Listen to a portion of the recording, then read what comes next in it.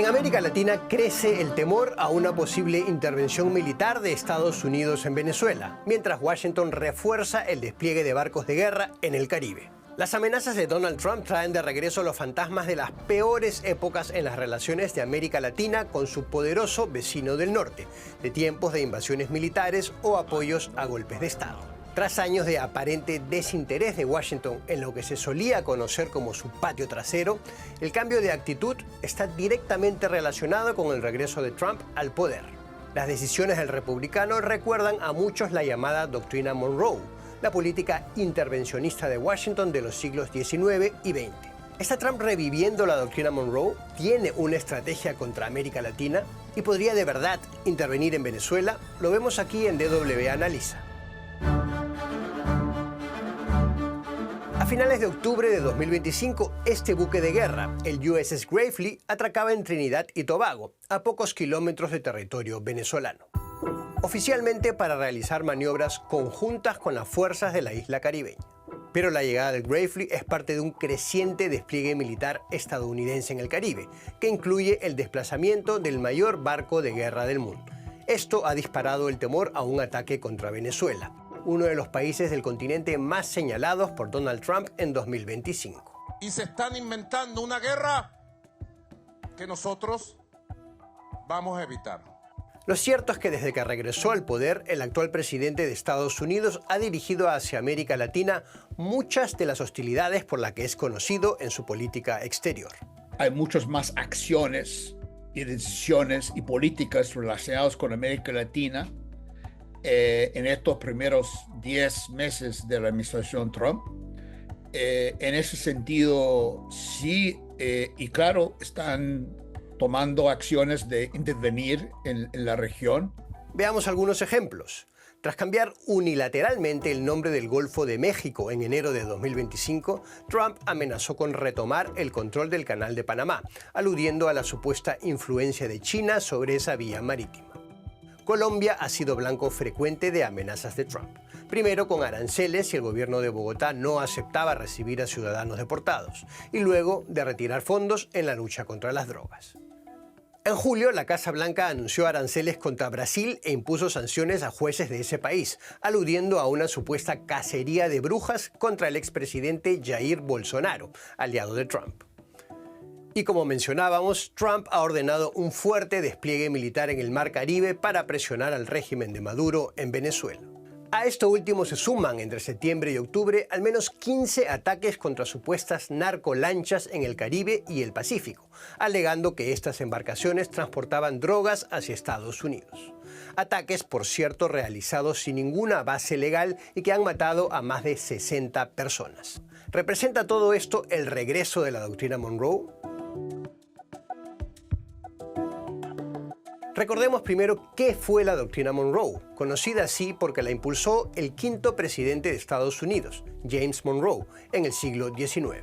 En una época, eso sí, en la que Estados Unidos aún no era la potencia mundial dominante, sino una joven república que temía aún las ambiciones imperialistas o de reconquista de potencias como Francia o España. La Doctrina Monroe forma parte del discurso que dio el presidente James Monroe en 1823 al Congreso, en donde dice que la injerencia de las potencias europeas en el Nuevo Mundo será considerada como incompatible con la felicidad de los Estados Unidos, América para los americanos. La frase América para los americanos resume la Doctrina Monroe.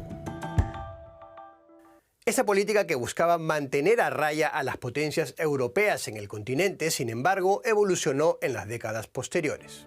Otro presidente, Theodore Roosevelt, amplió la Doctrina Monroe con el llamado Corolario Roosevelt, que añadía un detalle crucial: el derecho que se otorgaba a sí mismo Estados Unidos para intervenir en asuntos de un hemisferio occidental aún convulso tras las luchas de independencia en el sur del continente. Surge esta idea de que Estados Unidos no solo es la potencia continental, sino que es la tutora de estas repúblicas menos desarrolladas, en muchos sentidos incapaces. Entonces dice, bueno, el corolario Roosevelt es esta idea de no solo Estados Unidos responderá a la injerencia europea, sino que intervendrá en estas repúblicas. Una tutela que se convierte pronto en injerencia.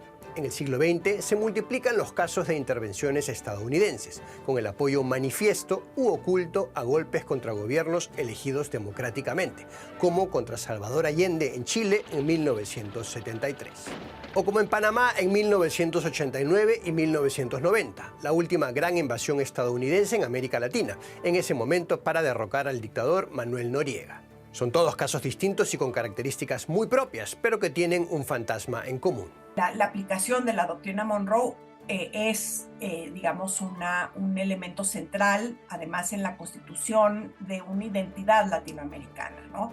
¿Qué nos hace latinoamericanos a pesar de las enormes diferencias, a pesar de que las relaciones comerciales dentro de la región no son tan intensas, etcétera? Pues sí nos hace latinoamericanos la presencia un poco amenazante del famoso Coloso del Norte. Pero ¿está Trump volviendo ahora a una política injerencista en su patio trasero, como se solía conocer a América Latina despectivamente en el pasado? ¿Quiere Washington mantener a la región controlada en tiempos de tensiones globales en los que Rusia, por ejemplo, libra una guerra contra Ucrania para devolver a ese país a su propia esfera de influencia, o en momentos de expansión de la influencia de China? Es una conclusión que parece cercana, pero también hay argumentos para pensar que Trump no tiene, en realidad, una política exterior clara hacia América Latina. Veamos por qué es tan difícil definir la agenda personal del presidente de Estados Unidos. We're going to work very much with the president. We think he's going to win. He should win. And if he does win, we're going to be very helpful. Así apoyaba Trump al presidente de Argentina, cuyo partido ganó las elecciones legislativas del 26 de octubre de 2025. La Casa Blanca había dado además un fuerte respaldo económico a la Argentina de Javier Milei, con un acuerdo para intercambiar divisas por $20.000 millones. Y es que aunque hemos hablado de las hostilidades de Trump hacia América Latina, también es cierto que hay países que tienen su apoyo. Además de Argentina, está El Salvador, que recibe y encarcela a latinoamericanos deportados por la política de mano dura de Trump con la inmigración. Por el apoyo a Milei, Trump incluso ha asumido el riesgo de enfadar a su base de simpatizantes, el amplio movimiento conocido como MAGA, por Make America Great Again, uno de sus eslóganes políticos. La agenda nacionalista de esos grupos aboga por un Estados Unidos más aislacionista. Por eso muchos creen que la explicación tiene que ver con otros intereses. Es que Estados Unidos, hay muchos bonistas que tienen bonos estadounidenses, que tienen bonos en argentinos, y ellos han tenido una victoria con el triunfo de Milei, y si el otro lado hubiera triunfado, hubiera costado mucho. Y son gente que son muy cercana a Trump y son cercana a Scott Bessent, el secretario del Tesoro. Entonces, por eso hay un motivo, como siempre, en Trump, más personal. Es posible que en la política hacia Colombia también pesen sobre todo los aspectos personales en la relación que Trump tiene con su homólogo Gustavo Petro, en este caso de forma negativa. Obviamente hay una relación muy hostil entre Trump y Petro, que fue totalmente esperado, conociendo las personalidades de ambos mandatarios. No fue difícil predecir que eso iba a pasar. Well, he's a thug and bad guy. He's a guy that is making a lot of drugs. Como parte del intercambio de agravios con Petro, Trump amenazó con suspender la cooperación en materia de narcotráfico con Colombia. Algo que sería un despropósito, creen muchos expertos, porque ese país ha sido un aliado estrecho de Washington en la lucha contra las drogas en las últimas décadas. ¿Cuál es la estrategia entonces? Me parece que hay que distinguir entre lo que estamos viendo con Trump, con otras administraciones, otros momentos en la historia de la relación Estados Unidos-América Latina, cuando sí hubo, me parece, una lógica, una coherencia en la política que para mí es difícil identificar en este momento. Y ahora son acciones más erráticas, más impulsivas a distintos países por distintos motivos, muchos de ellos siendo muy personalistas y muy de emociones Una falta de coherencia que se puede ver incluso en el caso de las presiones a Panamá por la creciente influencia de China y su supuesto control del canal. Y sin embargo, haces cosas como la política arancelaria, que lo que va a hacer es abrirle mayores espacios a China en América Latina. Y digamos de manera muy inmediata, ¿no? Esto de la soya que se vende, que dejaron de comprar soya estadounidense para comprar soya argentina. Entonces, ¿cuál es la apuesta a largo plazo? Pues no queda muy clara.